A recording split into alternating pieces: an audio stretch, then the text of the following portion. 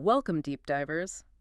Looking back at August for Nalish, it was just an absolute whirlwind, wasn't it? Oh, completely. Less like a normal month and more like some kind of season finale packed into 31 days. Right. And we've gone through everything. You've sent us all those forum deep dives, the reaction clips, the recaps to really get under the hood of it all. Exactly. We're not just recounting events. We're trying to unpack the, let's say, narrative strategy behind it all.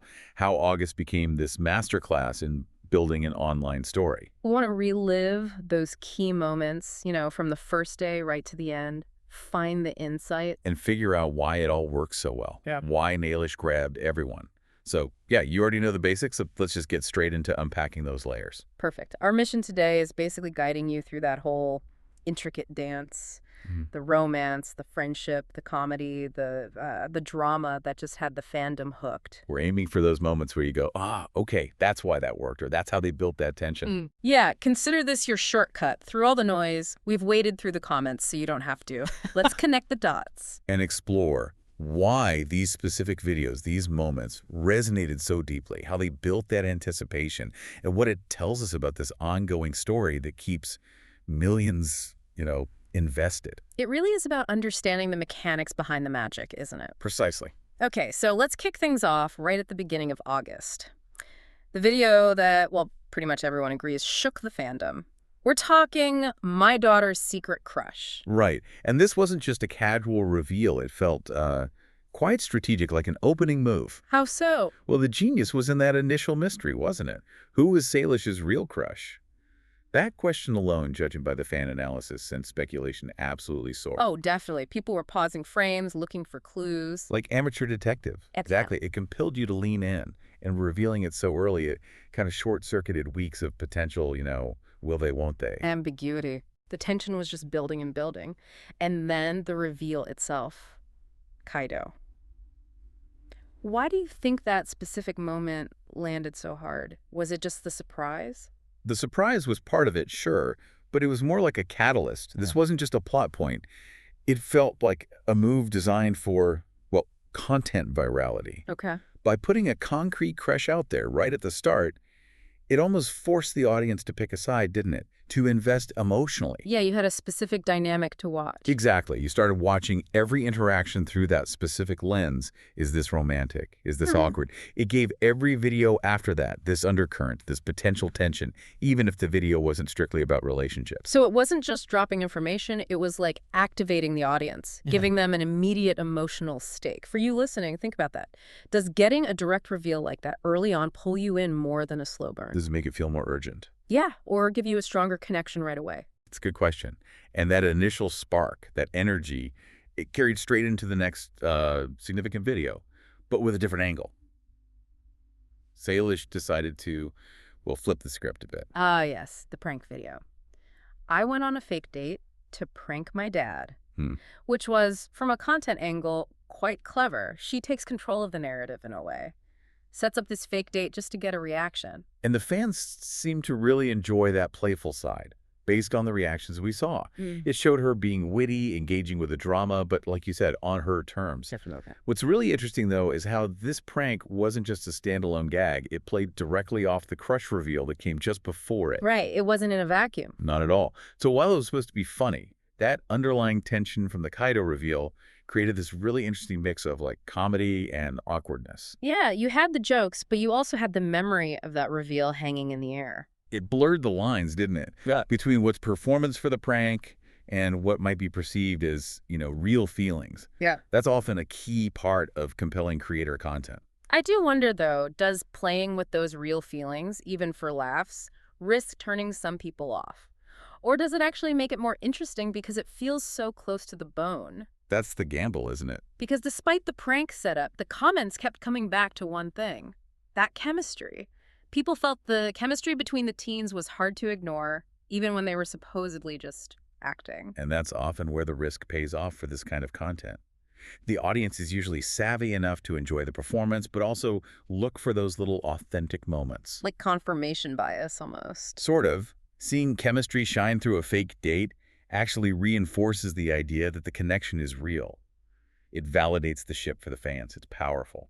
So how do these kinds of playful setups, in your view, end up maybe revealing deeper truths, sometimes better than just asking directly? That's a fascinating point. Maybe the guard is down a little. Okay, so we've had the big crush reveal, then the fake date prank hinting at chemistry. Then things shifted gears slightly. A change of pace. We got the video. I built a secret pool in my house, which felt different. It was definitely a strategic pause, I think. Hmm. While the main Nalish drama was heating up, this video offered a breather, a big, fun, creative project. Right, not about the relationships directly, but about the spectacle of the build. Yeah, and it showed that they understand their audience needs that variety sometimes. What? You can't have high emotional stakes all the time. It prevents burnout, It's like hitting reset before the next big dramatic beat. And it still had that signature Jordan Matter family energy, didn't it? The ambition, the fun. Exactly. It reinforces the overall brand, reminds people there's more to the channel than just the relationship stuff. It broadens the appeal. And crucially, maybe it lets the anticipation for the next relationship-focused video build up even more. That's a key part of it. It's smart pacing. You let the audience decompress, then you hit them with the next wave. And speaking of the next wave, things definitely got intense again with boys versus girls trapped in a tiny room. This one was flagged in almost all the recaps as one of the most emotional and intense challenge videos of the month. Oh, for sure.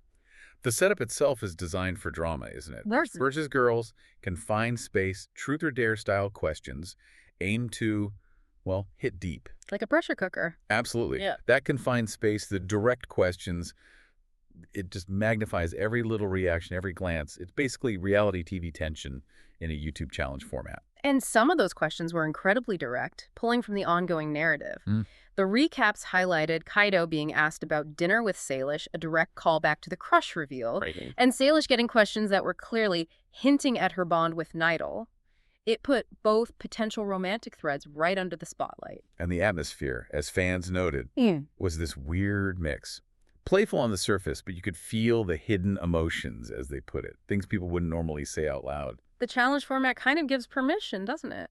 Exactly. It's a socially acceptable way to ask really personal questions and advance that relationship narrative without needing, say, a spontaneous confession. It really does feel like a psychological experiment hidden inside a game.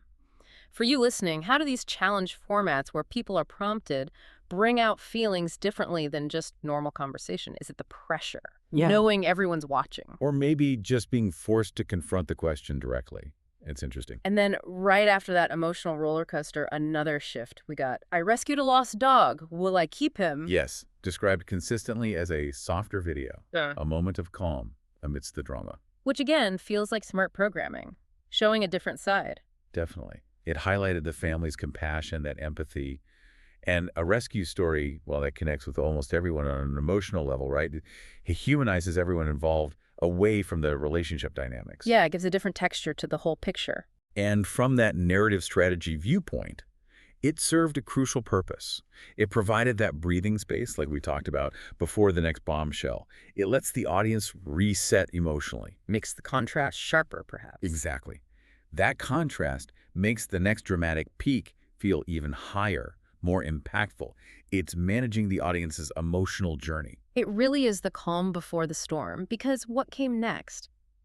Well, it truly was the internet-breaking moment we have to talk about. Are they dating? Oh, absolutely. This video, if you look at the fan chatter, this is the one that broke the internet. Most viral, unforgettable. It felt meticulously engineered to provoke a massive reaction. And it worked. It absolutely worked. It was a masterclass in, well, audience engagement through manufactured reality, you could say. And the challenge premise was just perfect for the situation. Nidal and Salish having to pretend to be a couple. For money, yes, but the real stakes were emotional for the fans. $1,000 versus months, maybe years, of fan hopes and theories. Right. It played directly into everything the fandom had been speculating about. And their performance was, you have to admit, incredibly convincing. People pointed out the playful touches, Nidal even pulling out a ring. Yeah, the ring? Their general closeness. These specific, deliberate details made it so believable. The comments were full of people saying they almost believed it was real. They didn't just act, they seemed to really lean into it, blurring those lines again. To the absolute maximum. That's the peak of using performance to drive audience engagement. And the fan reaction when the truth came out, the recaps called it pure emotional chaos. Just imagine the comment sections exploded. Total chaos. The excitement, the theories, and then the reveal that, nope, they weren't actually dating. Fans were, and I quote, screaming in the comments. It was like a collective gasp online, a narrative gut punch, but in a way that just fueled even more discussion. Which leads to the big question. Why did this video specifically create such an enormous stir? More than the crush reveal, more than the challenges. What was the X factor here? Well, I think it wasn't just the challenge. It was how expertly it tapped into all that pre-existing hope and speculation built up over the whole month, maybe longer. It delivered this peak emotional high. That felt totally real in the moment. Exactly, and then immediately pulled the rug out. That combination of convincing performance and ambiguous resolution, Right. leveraging all that built-up emotional investment, that's potent. Wow. Okay, so looking back at August, what a month. We really went on a journey. We really did. From the initial crush reveal, setting the whole stage, to those playful pranks with hidden chemistry, the intense challenges pushing emotional buttons, all culminating in that "Are they dating?" video that just blew everything up. It really was proof, wasn't it? Yeah. Proof that the Nalish story, or saga, is incredibly sophisticated in how it's presented. Each piece wasn't random. It felt like a carefully considered chapter building on the last. Yeah, creating this narrative that felt both unpredictable day to day, but also really well crafted overall. It showed a real understanding of how to build and sustain a modern online narrative, keeping fans completely hooked. It cemented their place for sure. It absolutely did. So the final thought here. If that was just 1 month showcasing all these narrative tricks, emotional peaks, smart content shifts, just imagine what might be coming next. Right. What does this August tell us about where these creator-driven stories are heading? How will they keep blurring those lines between what's real, what's performance, what's friendship, what's romance, just to keep you, the audience, completely captivated? It's fascinating to think about. The cameras might stop rolling eventually. But as we saw so clearly in August, the story, especially in the minds of the fans, really never ends.